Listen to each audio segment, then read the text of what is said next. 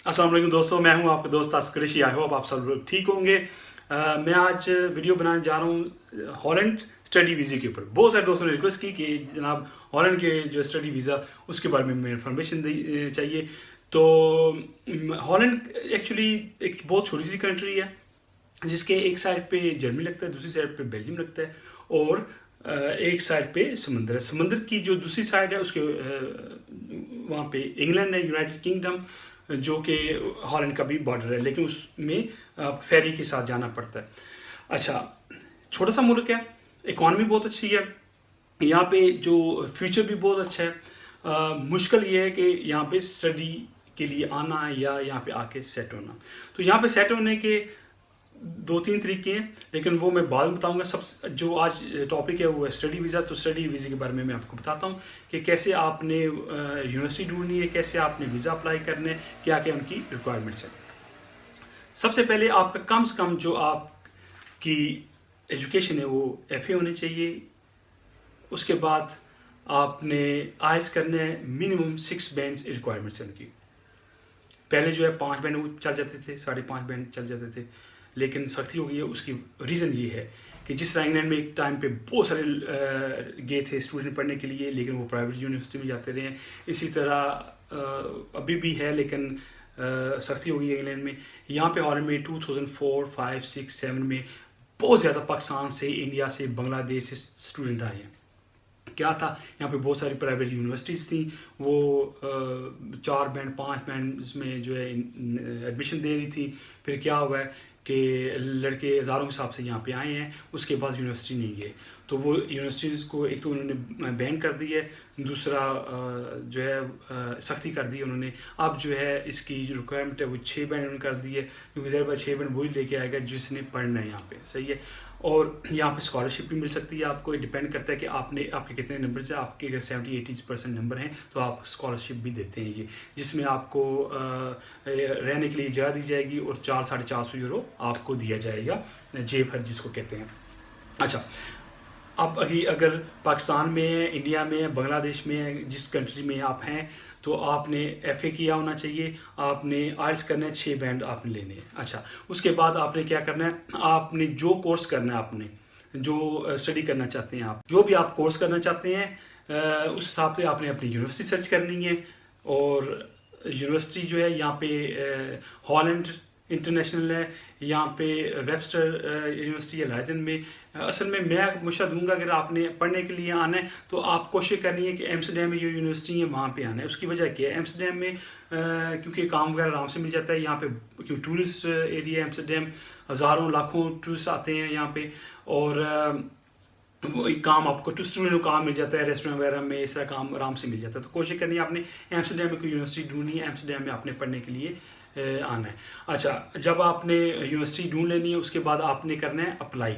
जब आपने अप्लाई करना है तो उसकी जो एक्सेप्टेंस लेटर होता है, जब वो आ जाएगा उसके बाद आपने वीज़ा अप्लाई करना है। तो वीज़ा अप्लाई तब करना है जब आपका एक्सेप्टेंस लेटर आएगा। जब आपका एक्सेप्टेंस लेटर आएगा उसका मतलब ये है कि आपका 50% वीज़ा लग गया, 50% अब रह गया। उसका फिर अब तरीकाकार ये है कि आपको अब शो करना है सारा, आपको शो करना है कि आप पढ़ने जा रहे हैं, आपको सपोर्ट कौन कर रहा है। अगर आपको कोई बहन, भाई, माँ, बाप, वट एवर, अंकल, जो भी आपको स्टडी के लिए सपोर्ट कर रहा है, तो उनका बिजनेस, उनकी बैंक स्टेटमेंट। अगर फर्ज करो आप पढ़ने के लिए आ रहे हैं तो आपका 1 साल का खर्चा 15,000 यूरो है, और ये आपने शो कराना है। और हमारे पास इनफ फंड है। अगर इसमें आप कामयाब हो गए तो आपका 100% वीज़ा लगेगा।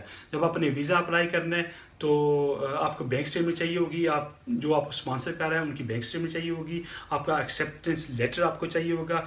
उसके बाद पोलियो की जी वैक्सीन, उसके बाद TB का टेस्ट होता है, ये आपने कराना है। वहाँ कॉन्सुलेट है या एम्बेसी है, वो आपको बताएंगे कहाँ से आपने करवाना है। उनकी अथेंटिक जो जगह है वहाँ से आपने कराना है जहाँ के वो एक्सेप्ट करते हैं। उसके बाद आपने वीज़ा अप्लाई कर देना है। वीज़ा अप्लाई करने के बाद उसमें तकरीबन टाइम लगता है 2 से 4 हफ्ते, समटाइम्स 6 हफ्ते लग जाता है। आपने कोशिश ये करनी है कि आपने एडमिशन पहले अप्लाई करना है ताकि आपको एक्सेप्टेंस लेटर पहले मिले। साल में 2 इनके सेमेस्टर होते हैं। तो पहला जो होता है वो शुरू होता है लाइक मार्च में, फरवरी मार्च में। दूसरा जो शुरू होता है वो होता है एंड ऑफ सितंबर और बिगनिंग ऑफ अक्टूबर में। तो आपने कोशिश ये करनी है इस सारा प्रोसेस पहले करना है, ताकि यहाँ पे आप हॉलैंड कम से कम 2 हफ्ते पहले आएँ आप, ताकि आपको सारा जो है पता चल जाए। आपने आके यूनिवर्सिटी में जो है अपनी रजिस्ट्रेशन वगैरह करानी होती है सारा कुछ, तो आपका टाइम ज़ाया ना हो। अगर आप लेट आएंगे तो आपकी जो स्टडी भी फिर जो है ज़ाया हो जाएगी। इस चीज़ का आपने ख्याल रखना है, क्योंकि एक दोस्त के साथ क्या हुआ कि उन्होंने लेट वीज़ा अप्लाई किया, यहाँ पे 2 हफ्ते लेट आए, उनको बहुत तकलीफ हुई, मुश्किल हुई, यहाँ पे उनके 2 हफ्ते क्लासेस मिस होगी। तो इस तरह आपने नहीं करना, आपने पहले वीज़ा अप्लाई करना है ताकि आप 2 हफ्ते पहले आ सकें। फिर उसका फ़ायदा क्या होगा, यहाँ पे एक तो आपने यहाँ पे आके फिर आपने अपना रेजिडेंट परमिट अप्लाई करना है। डिपेंड करता है, क्योंकि कोर्स पे डिपेंड करता है। अगर आपका 3 साल का कोर्स है, मोस्टली पहले जो होता था एक साल का ये देते थे रेजिडेंट परमिट, लेकिन अब क्या हो रहा है, आप ये 5 साल का देते हैं। ये बहुत ही इनकी अच्छी बात है हॉलैंड की, मैं समझता हूँ, क्योंकि जब आपको 5 साल का देते हैं, यहाँ पे रूल है 5 साल बाद आप पासपोर्ट अप्लाई कर सकते हैं। ये बहुत कम लोगों को पता है, लेकिन उसकी वजह ये है कि आप कंटिन्यू पढ़ते रहें। अगर आप पढ़ते रहेंगे तो 5 साल बाद आपको पासपोर्ट दे देते हैं। ये एक चीज़ है जो बहुत सारे लोग नहीं जानते। अब इंग्लैंड में काफ़ी सारे लोग जाते हैं, वहाँ पढ़ते हैं, इतने साल हो गए हैं, मैं जानता हूँ, लेकिन उनको पासपोर्ट नहीं मिलता, 10 साल से नहीं मिलता। लेकिन यहाँ पे बहुत अच्छी चीज़ है कि यहाँ पे पासपोर्ट मिल जाता है। तो खैर, तो जब यहाँ पे आप आएंगे तो आपको एक तो 20 आवर्स आप काम कर सकते हैं, 20 आवर्स की आपको इजाज़त मिलेगी पर वीक। लेकिन आप ये मत समझिए कि यहाँ पे आके आप इतना कमा लेंगे कि फ़ीस भरेंगे, इतना नहीं कमा सकेंगे आप 20 आवर जो काम करेंगे, आपको यहाँ पे आपको मिनिमम जो है या मैक्सिमम जो है वो 6 से 9 यूरोस मिलेंगे, जो जिसको नेट कहते हैं। एक्चुअली मिलते ज़्यादा है, 9 से 10 मिलते हैं, लेकिन उसमें टैक्स करता है, 1 यूरो 20 सेंट टैक्स करता है आपके पर आवर। तो आप ये मत समझिए कि आप यहाँ पे आएंगे और यहाँ पे आके आप फ़ीस निकाल सकते हैं। फ़ीस आपको अपनी मुल्क से पीछे मंगानी पड़ेगी, चाहे इंडिया से, बांग्लादेश से, क्योंकि इनकी जो फ़ीस है एक साल की 7 से 8 हज़ार यूरो फ़ीस है कम से कम। तो वो आप पूरा नहीं कर सकते हैं। आप ऐसा हो सकता है कि आप फ़ीस वहाँ से मंगाएं और यहाँ पे आप 20 घंटे काम करें, ताकि आपका अपना रहने का और बाकी जो खाने पीने का खर्चा निकल आए। दोस्तों, इतना जो है मुश्किल प्रोसेस नहीं है, लेकिन ऑफ कोर्स पेपर वर्क है। अगर आप पढ़ने के लिए यहाँ पे आ रहे हैं, पढ़ना चाहते हैं, तो मैं समझता हूँ कि इस वक्त हॉलैंड सबसे बेस्ट है। जैसे मैंने बताया, क्योंकि अगर आप 5 साल कंटिन्यू आप पढ़ते रहते हैं, चले फेल भी हो जाए, लेकिन फिर भी आप कंटिन्यू करते रहते हैं, 5 साल बाद आपको पासपोर्ट मिल जाता है। ये बहुत कम कंट्रीज़ में इस तरह होता है। तो मैं आपको मशवरा दूंगा, ज़रूर आप हॉलैंड की ट्राई करें। अगर आपका वीज़ा लग जाता है तो यहाँ पे आए, क्योंकि मैंने बहुत सारे स्टूडेंट को यहाँ पे जानता हूँ, मैं खुद भी यहाँ पे स्टूडेंट रहा हूँ।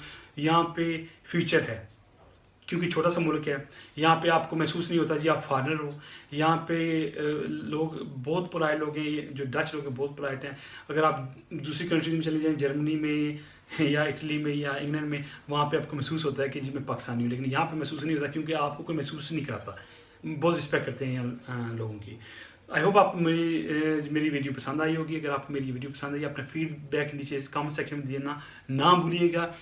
और अगर कोई चीज़ रह गई हो, मैंने मिस कर दी हो, तो ज़रूर कमेंट्स के ज़रिए पूछ लीजिएगा। मेरा इंस्टाग्राम भी है, फेसबुक पेज भी है, उसका भी लिंक मैं नीचे दूंगा, ताकि आपको आसानी रहे। कोई भी क्वेश्चन पूछना हो तो don't be hesitate, just ask me, I will response you. Take care, अपना और अपने खाना का ख्याल रखिए। अल्लाह हाफिज़।